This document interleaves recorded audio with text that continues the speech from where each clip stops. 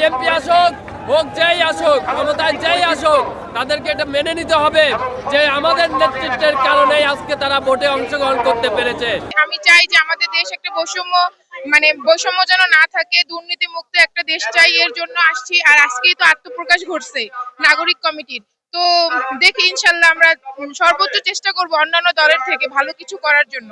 এই 17 বছর কিন্তু এই ফ্যাসিস্ট কিন্তু অনেক রকমের অত্যাচার নির্যাতন করছে অন্যান্য দলের চাইতে, কিন্তু এই আমরা ছাত্ররাই কিন্তু ওকে সর্বোচ্চ চেষ্টা করছি ওদেরকে সরানোর জন্য। তো আমি আশা আছে আমাদের উপরে যে আমরা পারবো, ইনশাল্লাহ পারবো, ভালো কিছু করতে পারবো দেশের জন্য। আজকে আমরা একটা ইতিহাসের সাক্ষী হতে এসেছি।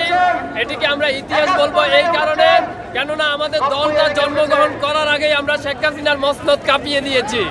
এটা আমাদের জন্য অত্যন্ত আনন্দের এবং খুশির দিন যে আমরা এমন একটি দলের নাম শুনতে এসেছি যে দলের নাম আসার আগেই আমরা শেখ হাসিনার স্বৈরশাসকের দোসরের মসনদ কাঁপিয়ে দিয়েছি। আমরা আগামী দিনগুলোতে এই দল কেমন কাজ করবে, প্রত্যাশা কি?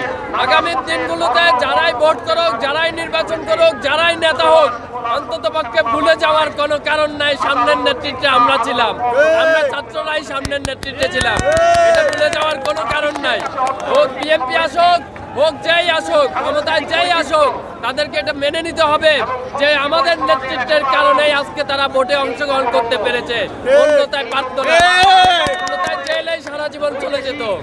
মানুষ চায় এই দেশ থেকে ইলিশ যাবে না, কিন্তু আমরা দেখেছি বড় রাজনৈতিক দলের চাপে পড়ে এই দেশ থেকে সরকার ইলিশ দিতে বাধ্য হয়েছে।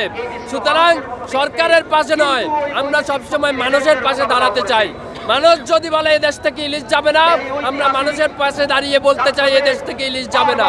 যখনই আমরা কোনো একটি নতুন দল যখনই মানুষের হয়ে কথা বলবে, অবশ্যই এই দল উঠে আসতে বেশি সময় লাগবে না। দুর্নীতিমুক্ত একটা বাংলাদেশ আমরা চাই। একটা দেশকে ধ্বংস করে দেওয়ার জন্য শুধুমাত্র দুর্নীতি যথেষ্ট। আমরা চাই আমার দেশটা দুর্নীতিমুক্ত হোক, হানাহানি বিরাজমান যেটা পরিস্থিতি রয়েছে এটা স্টেবিলিটি ফিরে আসুক, এটাই আমাদের কামনা। এই দলের কাছে আমাদের প্রত্যাশা বলতে কি, আমরা যে দলেরই মানুষ, আমরা এই দলের সাথে কাজ করতে এসেছি।